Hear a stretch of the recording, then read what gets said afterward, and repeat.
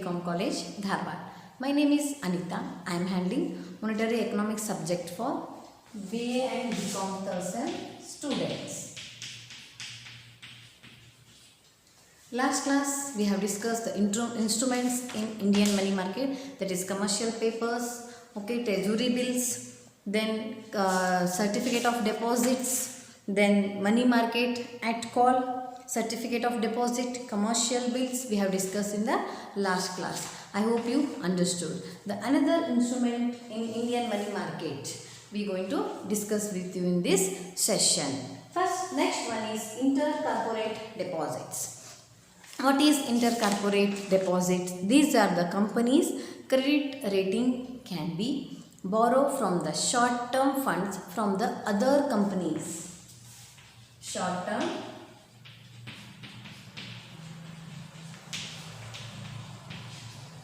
funds from other companies. They borrow the short term funds from the other countries. Other companies. ಬೇರೆ ಕಂಪ್ನಿಯಿಂದ short ಪೀರಿಯಡಲ್ಲಿ ನಾವು ಫಂಡ್ಸನ್ನು ತೊಗೊಂಬರ್ತೀವಿ. Through the inter corporate deposits. There are two types of inter corporate deposits. First one is the minimum period CID, one fixed rate ICD, another one is floating rate. Fixed rate and the floating rate.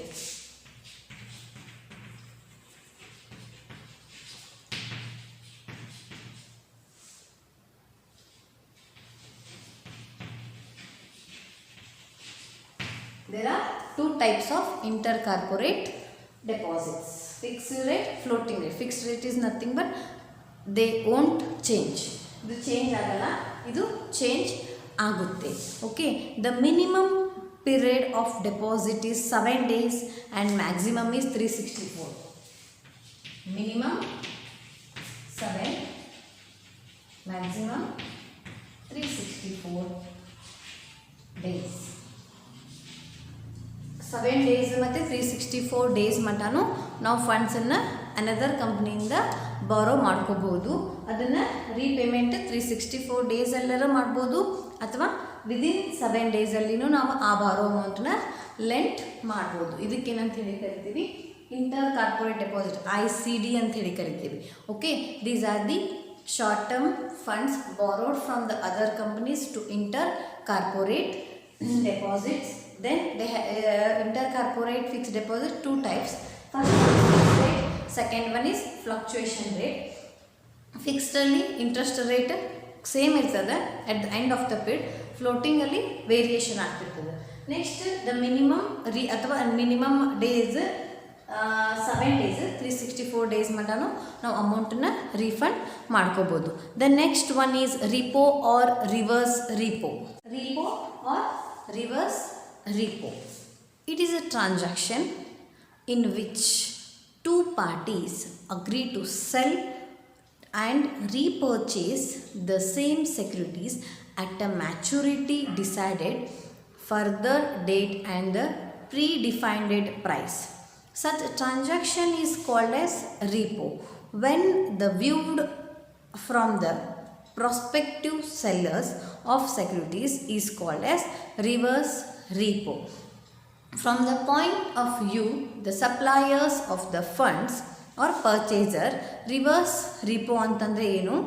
The maturity date may be decided at a particular period. Selling and repurchasing.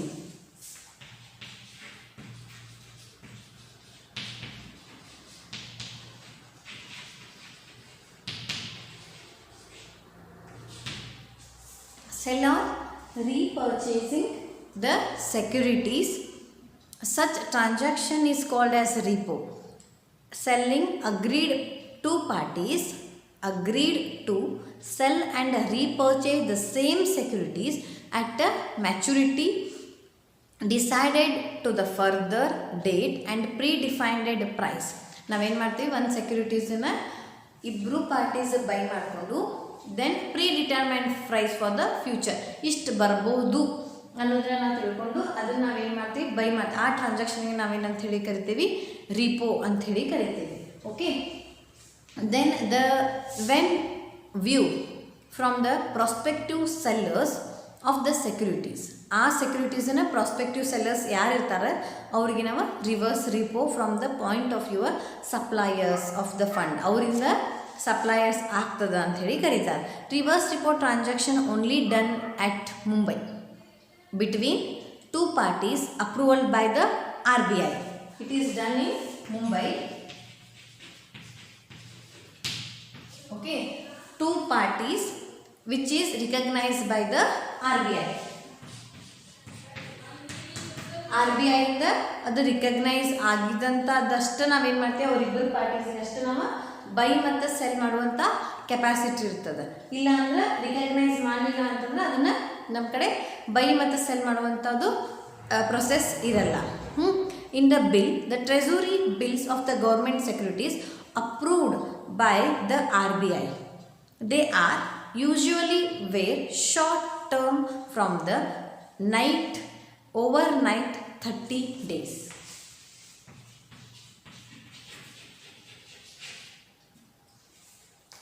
days ಒಳಗೆ ಅಷ್ಟೇ ಇದು maturity date ಇರ್ತದೆ. 30 ಅಂದರೆ 1 month next ಇರಂಗಿಲ್ಲ. So ready forward contract is also repos. Repo rate is a rate at which RBI lent the short term funds for the money market. RBI short term funds ಗೋಸ್ಕರ ಯಾವ ರೀತಿಯಾಗಿ two ಪಾರ್ಟೀಸನ್ನ recognise ಮಾಡಿಕೊಂಡು ಅದನ್ನು purchase ಮತ್ತು sell ಮಾಡೋದಕ್ಕೆ same securities with a predetermined price, ಅಂದರೆ ಮುಂದೆ ಫ್ಯೂಚರಲ್ಲಿ ಈ ರೀತಿ ಪ್ರೈಸ್ ಇರಬಹುದು ಅನ್ನೋದಕ್ಕೆ ಹೇಳ್ತಿರ್ತಲ್ಲ, ಅದಕ್ಕೆ ನಾವೇನಂತ ಹೇಳಿ ಕರಿತೀವಿ, ರಿಪೋ ಅಂತ ಹೇಳಿ ಕರಿತೀವಿ. ಆ ವ್ಯೂ ಮಾಡುವಂಥ ಸಪ್ಲೈಸ್ ಫಂಡಿಗೆ ರಿವರ್ಸ್ ರಿಪೋ ಅಂತ ಹೇಳಿ ಕರಿತೀವಿ. Then it is done only in Mumbai, at the Mumbai.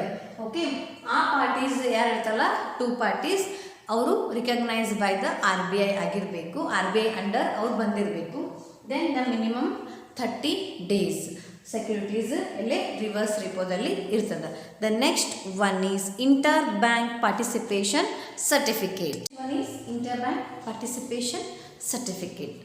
There are short term commercial papers issued by the scheduled commercial banks to raise the funds from the other banks against big loan portfolios.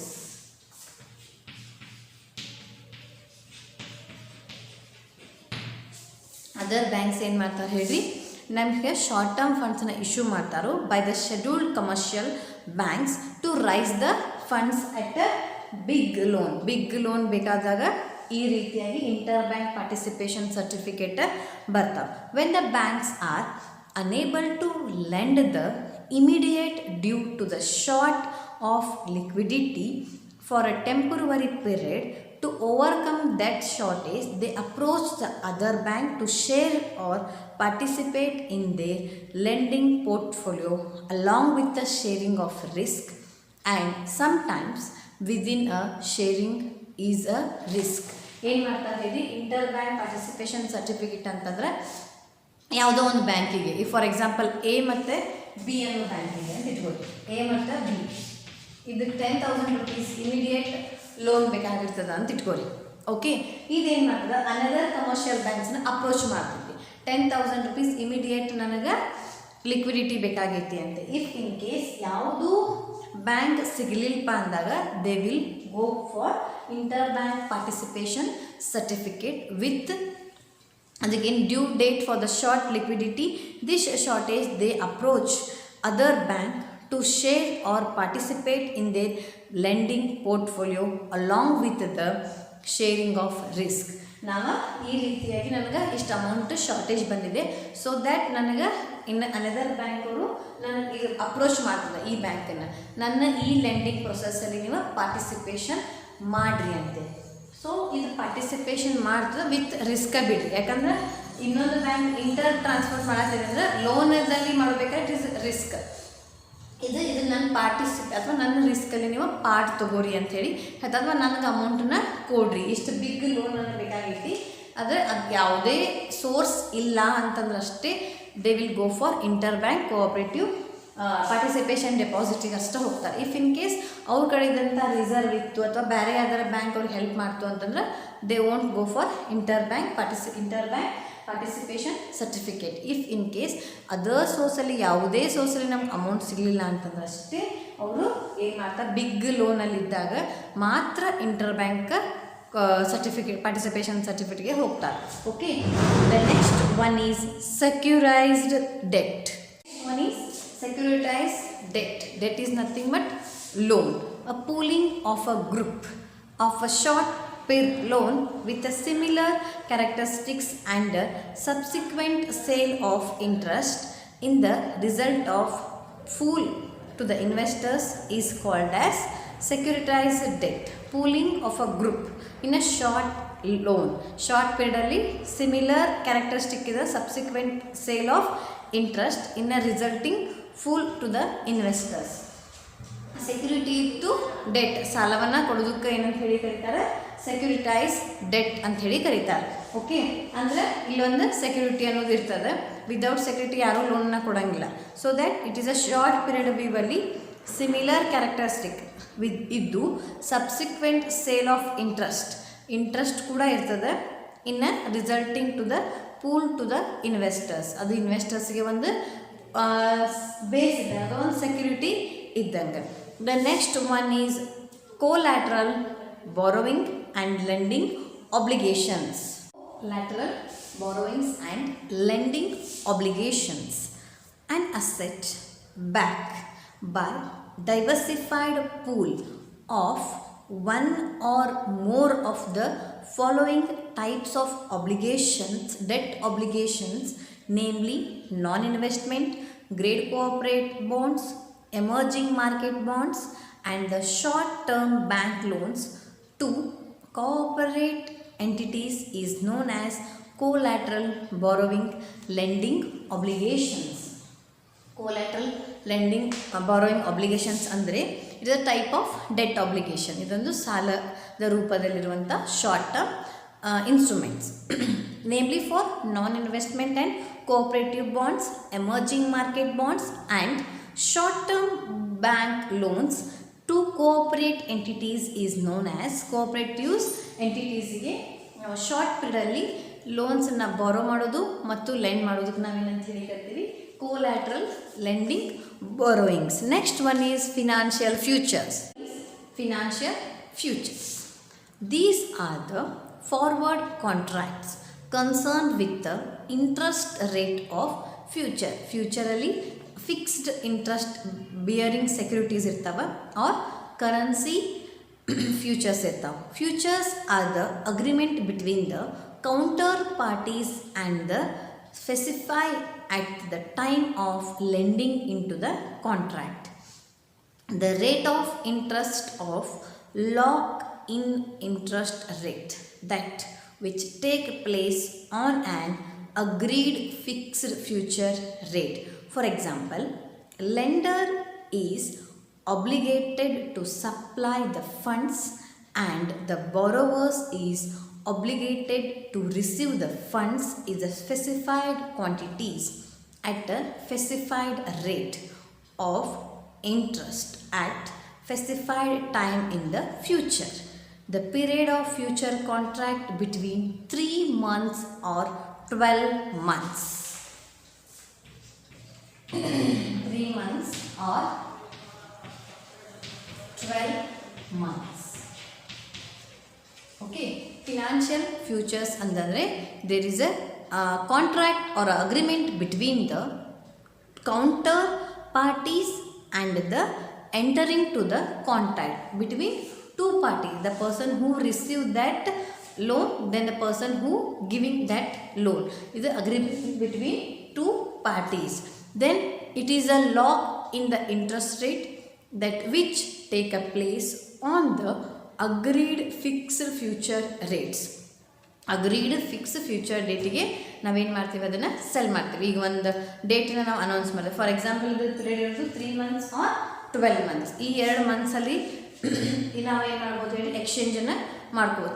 ಬಿಟ್ಟರೆ 3 ತಿಂಗಳು ಅಥವಾ 1 ವರ್ಷದಲ್ಲಿ ನಾವು ಆ ಅಮೌಂಟನ್ನು exchange ಮಾಡ್ಕೋಬೋದು. Okay, For example, a lender is obligated to supply the funds and borrowing obligation and receive the funds in a specific quantities at a specified rate. ಎಷ್ಟು quantity ಬೇಕು ಅಷ್ಟು ಕ್ವಾಂಟಿಟಿನ ನಾವು ತೊಗೊಂಡು ಎಷ್ಟು ಕ್ವಾಂಟಿಟಿ ರೇಟ್ ಇರ್ತದೆ ಆ ರೇಟಿಗೆ ನಾವೇನು ಮಾಡ್ತೀವಿ ಹೇಳ್ರಿ ಎಕ್ಸ್ಚೇಂಜ್ ಮಾಡ್ತೀವಿ. ಫಾರ್ ಎಕ್ಸಾಂಪಲ್ ಈಗ ನಾನು January 10ಗೆ ನಾನು ಅದು ಬೈ ಮಾಡತ್ತೇನೆ ಅಂದರೆ ಸ್ಪೆಸಿಫಿಕ್ ರೇಟ್ ಅವತ್ತಿಗೆ ಎಷ್ಟು ಇರ್ತದೆ ಆ ರೇಟನ್ನು ನಾವೇನು ಮಾಡಬೇಕು ಹೇಳ್ರಿ ಅಲ್ಲೇ ನಾವು ಸ್ಪೆಸಿಫೈಡ್ ಆಗಿ ಮೆನ್ಷನ್ ಮಾಡಬೇಕು. The next one is options.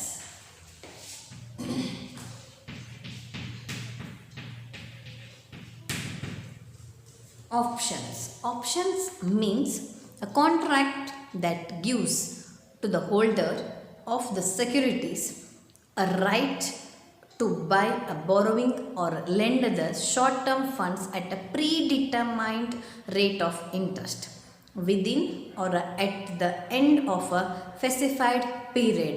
ಇವ್ರು ಏನು ಮಾಡ್ತಾರೆ ಹೇಳಿ ನಮ್ಗೆ ಆಪ್ಷನ್ಸ್ ಇರೋದು ಇದು ರೈಟ್ ಆಫ್ ದ ಬಾರೋಯಿಂಗ್. ಯಾವ ನಾವು ರೈಟ್ ಟೈಮಿಗೆ ವಿ ಹ್ಯಾವ್ ಟು ಬಾರೋ ದ್ಯಾಟ್ ಸೆಕ್ಯೂರಿಟಿ. ನಾವು ಯಾವ ಟೈಮಿಗೆ ನಾವು ಸೆಕ್ಯೂರಿಟೀಸನ್ನ ಬಾರೋ ಮಾಡ್ಕೋಬೇಕು ಮತ್ತು ಯಾವ ಟೈಮಿಗೆ ನಾವು ಸೆಕ್ಯೂರಿಟೀಸನ್ನ ಲೆಂಟ್ ಮಾಡಬೇಕು ಫಾರ್ ಅ ಶಾರ್ಟ್ ಪೀರಿಯಡ್. ಅದನ್ನು ನನಗೆ ಯಾರು ಹೇಳ್ತಾರೆ ಆಪ್ಷನ್ಸ್ ಹೇಳ್ತಾವೆ. ಈಗ ಫಾರ್ ಎಕ್ಸಾಂಪಲ್ ರಿಸೆಷನ್ ಪೀರಿಯಡ್ ಅದ, ನೀವು ಈ ಟೈಮಲ್ಲಿ ಬೈ ಮಾಡಬಾರ್ದು. ಈಗ ನಿಮಗೆ ನೆಕ್ಸ್ಟ್ ರಿಸೆಷನ್ ಪೀರಿಯಡ್ ನಂತರ ನೀವು ಬೈ ಮಾಡಿರಿ. ಈಗ ಗೋಲ್ಡನ್ನು ಎಸ್ಟಿಮೇಷನ್ ಕೊಡ್ತಾರೆ ಇವತ್ತಿನ. ಆಮೇಲೆ ಸ್ಟಾಕ್ ಮಾರ್ಕೆಟಲ್ಲಿ ಇರ್ತದೆ ಯಾವ ಶೇರನ್ನ ನಾನು ಬೈ ಮಾಡಬೇಕು, ಯಾವ ಶೇರನ್ನ ನಾನು ಬೈ ಮಾಡಬಾರ್ದು, ಎದ್ರ ಮೇಲೆ ನಾನು ಅಮೌಂಟನ್ನು ಹಾಕಬೇಕು, ಇನ್ವೆಸ್ಟ್ಮೆಂಟ್ ಮಾಡಬೇಕು, ಎದ್ರ ಮೇಲೆ ನಾನು ಇನ್ವೆಸ್ಟ್ಮೆಂಟ್ ಮಾಡ್ಕೋಬಾರ್ದು ಅನ್ನೋದನ್ನು ನಮ್ಗೆ ಹೆಂಗೆ ಮಿಡಲ್ ಮೆನ್ಸ್ ಅಥವಾ ಬ್ರೋಕರ್ಸ್ ನಮ್ಗೆ ಮೆಸೇಜನ್ನು ಕೊಡ್ತಾರಲ್ಲ, ದ ಸೇಮ್ ವೇ ಆಪ್ಷನ್ಸ್ ಏನು ಮಾಡ್ತಾರೆ ಹೇಳಿ. ಆಪ್ಷನ್ಸಲ್ಲಿ ಇಂಡಿಯನ್ ಮನಿ ಮಾರ್ಕೆಟಲ್ಲಿ ಯಾವ ರೀತಿ ನಾವು ಮಾರ್ಕೆಟಿಗೆ ಅಮೌಂಟನ್ನು ಹಾಕಬೇಕು, ಯಾವ ಅಮೌಂಟನ್ನು ಶಾರ್ಟ್ ಟೈಮ್ಗೆ ಲೆಂಟ್ ಮಾಡಬೇಕು, ಯಾವ್ದು ಪ್ಲೇಸ್ ಈಸ್ ಬೆಟರ್, ಯಾವ ಟೈಮ್ ಬೆಟರು, ಯಾವ ಪ್ರೈಸ್ ಬೆಟರ್ ಅನ್ನೋದನ್ನು ನಮ್ಗೆ ಆಪ್ಷನ್ಸ್ ಏನು ಮಾಡ್ತಾರೆ ಹೇಳಿ ಇನ್ಸ್ಟ್ರಕ್ಷನನ್ನು ಕೊಡ್ತಾರೆ. It is a contract of the security holder to borrow short-term funds at a predetermined of interest rate within or at end of a specific period. Within ಆ ಪೀರಿಯಡಲ್ಲಿನೇ ನಾವು lent ಮಾಡಬೇಕು ಅಥವಾ ಆ ಪೀರಿಯಡಲ್ಲಿನೇ ನಾವು ಅದನ್ನು ಬಾರೋ ಮಾಡಬೇಕು ಅನ್ನೋದನ್ನು ಇವ್ರು ಏನು ಮಾಡ್ತಾರೆ ಹೇಳಿ ಆಪ್ಷನ್ಸ್ ಹೇಳ್ತಾರೆ. Next one is forward rate.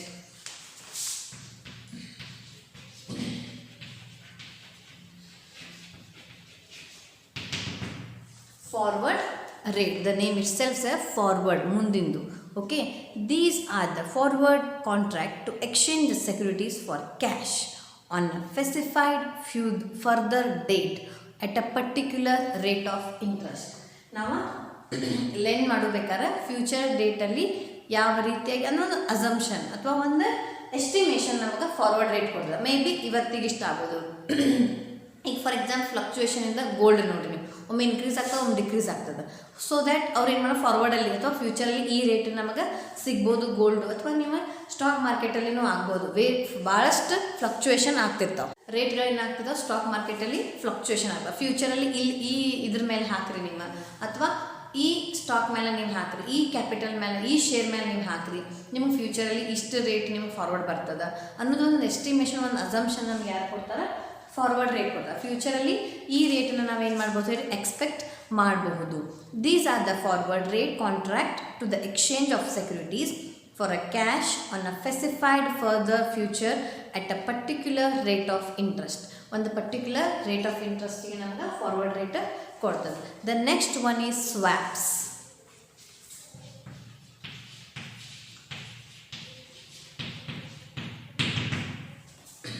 Swaps. It is an agreement between the two parties to exchange the financial asset, securities, or a series of cash flows for a specified period of a time at a predetermined intervals. Is agreement between the two parties. ಇಬ್ಬರ ನಡುವೆ ಏನಾಗ್ತದೆ, ಇದು agreement ಆಗ್ತದೆ. So that ಇದೇನಾಗ್ತದೆ, series of cash flows ಇರ್ತಾವೆ. ಹೆಂಗೆ cash in ಆಗ್ತದೆ, ಹೆಂಗೆ ಕ್ಯಾಶ್ ಔಟ್ ಆಗ್ತದೆ, ಆ series of cash flows specific period of time. ಆ ಪೀರಿಯಡ್ ಟೈಮಲ್ಲಿ ಎಟ್ ಅ ಪ್ರಿಡಿಟರ್ಮೈನ್ ಇಂಟರ್ವಲ್ಸಲ್ಲಿ ಯಾವ ರೀತಿಯಾಗಿ ಕ್ಯಾಶ್ ಫ್ಲಕ್ಚುಯೇಷನ್ ಆಗ್ತದೆ ಅನ್ನೋದನ್ನು ನಮ್ಗೆ ಸ್ವಾಪ್ಸ್ ಏನು ಇಂಟ್ರೊಡ್ಯೂಸ್ ಮಾಡಿಕೊಡ್ತೈತೆ. Okay, swaps is nothing but the contract between the two parties to exchange the financial assets, okay, or a series of cash flows for a specified period of time at a predetermined intervals.